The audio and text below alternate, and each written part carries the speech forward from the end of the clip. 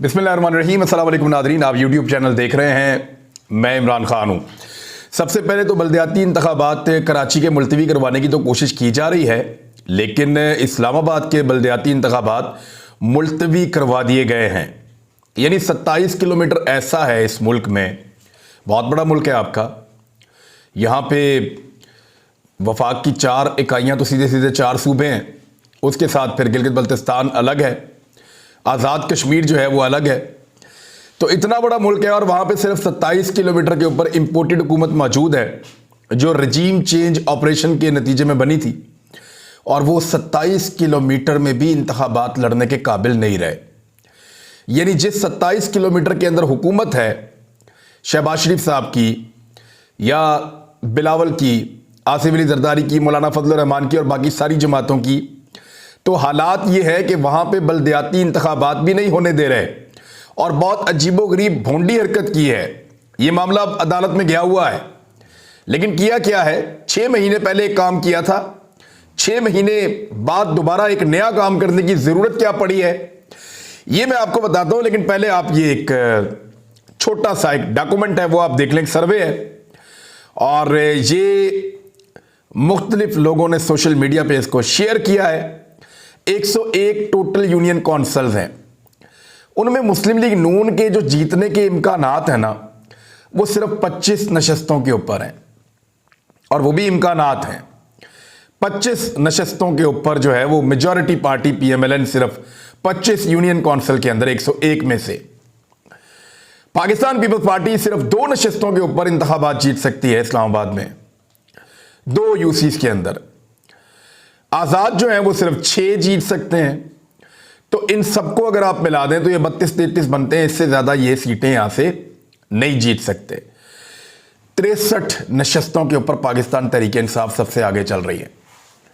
यानी लगभग 2/3 मेजॉरिटी इस्लामाबाद की पाकिस्तान तहरीक इंसाफ होल्ड कर रही है।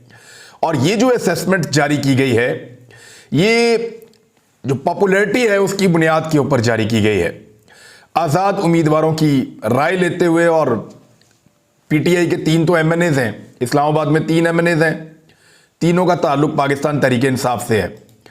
मुस्तफ़ा नवाज खोकर क्या कह रहे हैं कि वफाकी हुकूमत ने एड़ी चोटी का जोर लगाकर इस्लामाबाद में आखिरकार बल्दियाती इलेक्शन मुलतवी और शहरियों को उनके हक से महरूम कर ही दिया। यह जमहूरियत का राग अलापने वाली जमातों का हाल है जो अवाम को उनकी दहलीज पर मसाइल का हल और बाइख्तियार बनाने में सिरे से कोई दिलचस्पी ही नहीं रखती। यानी भाग रहे हैं इलेक्शन से, जहां तक हो सके दौड़ो, बस इलेक्शन से भागो वरना इमरान खान पीछे आएगा। और एग्जैक्टली यही इनके साथ हो रहा है। 31 दिसंबर को इंतखाबात थे इस्लामाबाद में। 31 दिसंबर को फैसला करने जा रहे थे 101 यूनियन कौंसिल में इस्लामाबाद के शहरी कि वो किसको बल्दियाती निज़ाम चलाने की इजाज़त देते हैं। लेकिन यहां पाकिस्तान तहरीक इंसाफ की मकबूलियत को देखते हुए दौड़े लग गई हैं सबकी। अब जिस 27 किलोमीटर में हुकूमत है वहां भी इलेक्शन नहीं लड़ सकते। हालत यह हो गई है कि ये वो शहर है जहां पे राणा सनाउल्लाह कहते थे दाखिल नहीं होने दूंगा, कंटेनर लगा दूंगा, मारूंगा, काबू कर लूंगा, और ये कर दूंगा, वो कर दूंगा। ये बहुत ताकतवर है यहां पे इस्लामाबाद में। पुलिस इनके पास है, इंतजामिया इनके पास है, और हर चीज को ये कंट्रोल करते हैं सिर्फ एक शहर के अंदर। और उस एक शहर में भी इंतखाबात से भाग रहे हैं, क्योंकि यहां भी इमरान खान साहब 2/3 अक्सरियत ले रहे हैं। चीफ इलेक्शन कमिश्नर की सरबराही में इलेक्शन कमीशन में बल्दियाती इंतखाबात से मुताल्लिक केस की समाअत हुई। वफाकी हुकूमत की जानिब से जो वकील पेश हुए, अशतर औसाफ साहब भी गए वहाँ पे, और अशतर औसाफ ने कहा कि इस्लामाबाद की आबादी में इजाफे के बायस यूसीस की तादाद में इजाफा किया गया है।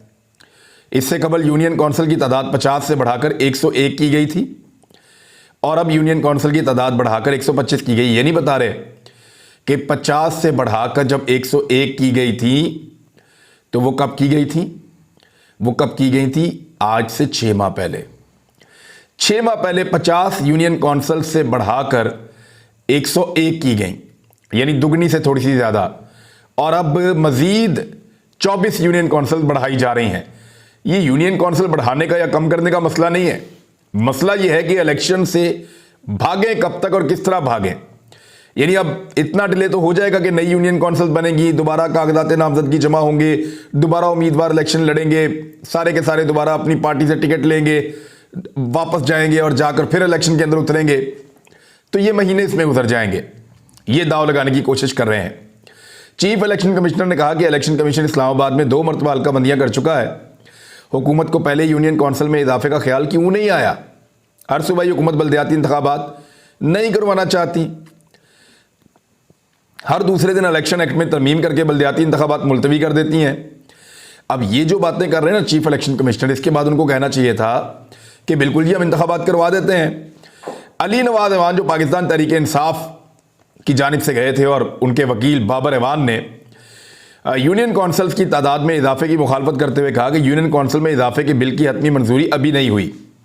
सदर मुमलिकत 1 जनवरी तक बल्दियाती इंतखाबात का कानून वापस भिजवा सकते हैं। वफाकी हुकूमत ने इलेक्शन कमीशन से मुशावरत के बगैर यूनियन काउंसिल्स की तादाद में तब्दीली कर दी है। तो इस तरीके से जो है वो फिर भी इसके बावजूद दलाइल सुनने के बाद इलेक्शन कमीशन ने वफाकी हुकूमत की दरखास्त मंजूर करते हुए इस्लामाबाद में बल्दियाती इंतखाबात मुलतवी कर दिए। अच्छा, इसमें जो है ना एक अजीब चीज़ ये हुई है कि बल्दियाती इलेक्शन में जो केस है उसमें इस्लामाबाद की आबादी 20 करोड़ जाहिर कर देने का इंकशाफ हुआ है। यानी पूरे मुल्क की आबादी जो है वो 22 करोड़ है, इस्लामाबाद की 20 करोड़ है। हुकूमत ऐसी बौखलाई हुई है कि कुछ भी करना चाहती है और ऐसी गलतियों के बावजूद उसको रिलीफ मिलता है और उसको मौका मिलता है। फैसला इलेक्शन कमीशन उनके हक में ही देता है। जो पाकिस्तान तहरीक इंसाफ ने इस्लामाबाद हाई कोर्ट के अंदर केस किया, वहां पे उन्होंने कहा कि अभी 11 दिन पहले हुकूमत ने आबादी में इजाफे का कहकर यूनियन काउंसिल की तादाद 100, 125 करने का फैसला कर लिया। 222 मिलियन के पाकिस्तान की आबादी है तो 205 मिलियन सिर्फ इस्लामाबाद की कैसे हो सकती है? अदालत ने हैरानगी का इजहार करते हुए कहा कि 205 मिलियन सिर्फ इस्लामाबाद की है, यह कैसे हो सकता है? वकील ने कहा कि जो समरी मंजूर कराई गई है उसमें लिखा है कि 205 मिलियन। इसी हुकूमत ने 6 माह पहले आबादी के लिहाज से 101 यूनियन काउंसिल्स कर दी थी और अब 125 कर रहे हैं। एक्चुअली ये इंतखाबात से भाग रहे हैं। असद उमर साहब ने कहा कि इलेक्शन कमीशन ने हुक्मरानों की इस्लामाबाद बल्दियाती इलेक्शन से फरार के लिए मावनत की है। यानी हर जगह कोई ना कोई इनकी मदद करता है, इंतखाबात से फ्रॉड के लिए, इंतखाबात से फरार के लिए, इंतखाबात से भागने के लिए। हर जगह इनकी कोई ना कोई मदद करता है। इलेक्शन कमीशन तो हर जगह करता ही है। इस्लामाबाद में भागने का मौका दिया, कराची में और हैदराबाद में बार बार भागने का मौका दिया, फिर इनको इनकी मर्जी के हल्के चुनकर वहां पे इलेक्शन लड़वाया, वहां पे भी ये हार गए। पंजाब के अंदर इनको भागने का बार बार मौका देते हैं और अब पंजाब और खैबर पख्तूनख्वा की असम्बलियां ही तहरील नहीं होने दे रहे ताकि इनको भागने का मौका दिया जाए। और मुझे तो लगता है कि असम्बलियां तहलील हो भी गई तब भी ये निज़ाम कोशिश करेगा कि इलेक्शन हो ही ना, जब तक इमरान खान साहब के जीतने का इम्कान मौजूद है। उधर PMLN के अंदर एक फटा हो गया है, लेकिन उसके ऊपर बाद में बात करते हैं। एक और बड़ी खबर है, तहरीक इंसाफ ने एक फैसला किया है और ये थोड़े दिन पहले मैं अपने प्रोग्राम में बात उठा भी रहा था कि इंसानी हकूक की जो बदतरीन खिलाफ वर्जियां की गई हैं मौजूदा दौरे हुकूमत में, उनके ऊपर वाइट पेपर जरूर जारी किया जाना चाहिए।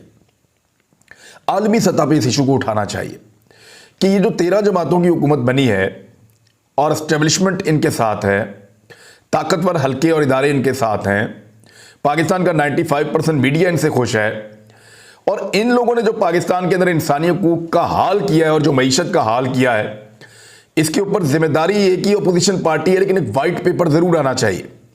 तो फवाद चौधरी साहब ने अब कहा है कि वो सिफारिशात तैयार कर रहे हैं और मईशत को लेकर और इंसानी हकूक की खिलाफ वर्जियों को लेकर एक वाइट पेपर पाकिस्तान तहरीक इंसाफ जल्द जारी करेगी।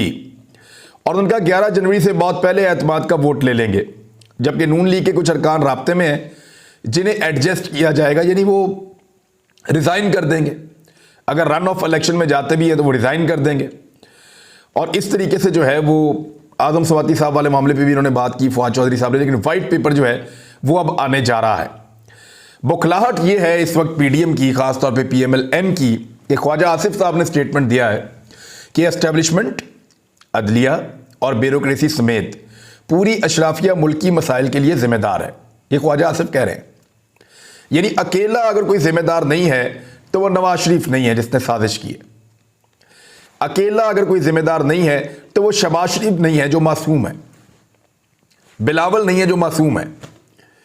ये सारे लोग जितने इस वक्त पीडीएम की जमातों के अंदर बैठे हुए हैं, मौलाना फजलुर रहमान से लेकर नीचे तक, ये सारे मासूम हैं। गुनाहगार जो है वो सिर्फ और सिर्फ एस्टेब्लिशमेंट है, अदलिया है, ब्यूरोक्रेसी है और पूरी की पूरी इस मुल्क की शराफिया है।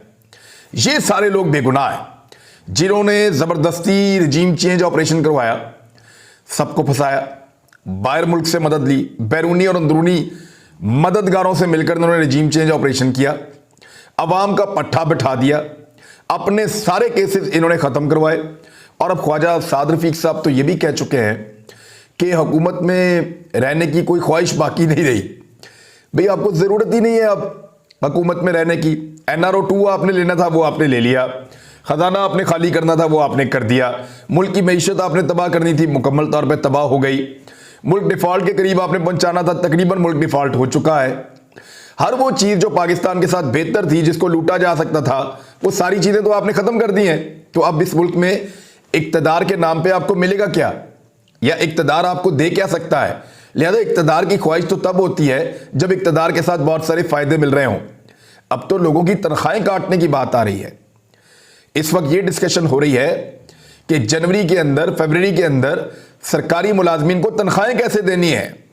जो बड़े बड़े इदारे हैं, जिनके बहुत बड़े बड़े नाम हैं, जिन्होंने बहुत बड़े बड़े कारनामे किए हैं, उनके लोगों के लिए बजट में पैसा कैसे निकालना है। यानी सरकारी मुलाजमीन के अलाउंसेस कट करने का, यानी तनख्वाहें बढ़ाने का टाइम है ये। महंगाई आपने दुगनी से ज्यादा कर दी है। 3 गुना महंगाई करने के बाद तनख्वाह 3 गुना होनी चाहिए थी, बजाय 3 गुना महंगाई के बाद तनख्वाह को 3 गुना करने के, तनख्वाह को कम करने की बातें हो रही हैं। और जितने सीनियर और बड़े अफसरान हैं उनको हाल ही में मजीद नवाजा गया है ताकि उनके जरिए से कंट्रोल किया जा सके। तो ये लोगों को सुनाने की बातें तो अच्छी लगती हैं, लेकिन मुल्क की बर्बादी भी इन्हीं लोगों ने फेरी है। और इस वक्त एक बड़ी परेशानी इनको यह पैदा हो गई है कि जो परवेज इलाही को डी नोटिफाई किया है वो इंतहाई गैर मकबूल फैसला था।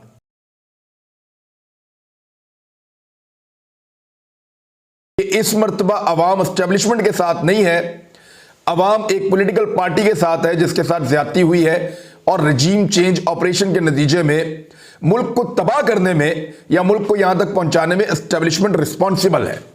तो इस वजह से पंजाब में, सिंध में, खैबर पख्तूनख्वा में यहां बहुत बड़े पैमाने पर रिएक्शन मुतवक्के है। और ये रिएक्शन जो है ये वोट के साथ है और किसी चीज़ के साथ नहीं है। जबकि बलूचिस्तान के अंदर, क्योंकि आपको पता है वहाँ पे इंतखाबात कैसे होते हैं, लेकिन इसके बावजूद कुछ जगहों के ऊपर बड़े तगड़े इलेक्शन होने जा रहे हैं आम इंतखाबात में। अब तक के लिए इतना ही। मुलाकात होती है अगले वीलॉग में। अपना ख्याल रखिएगा। अल्लाह हाफ़िज़।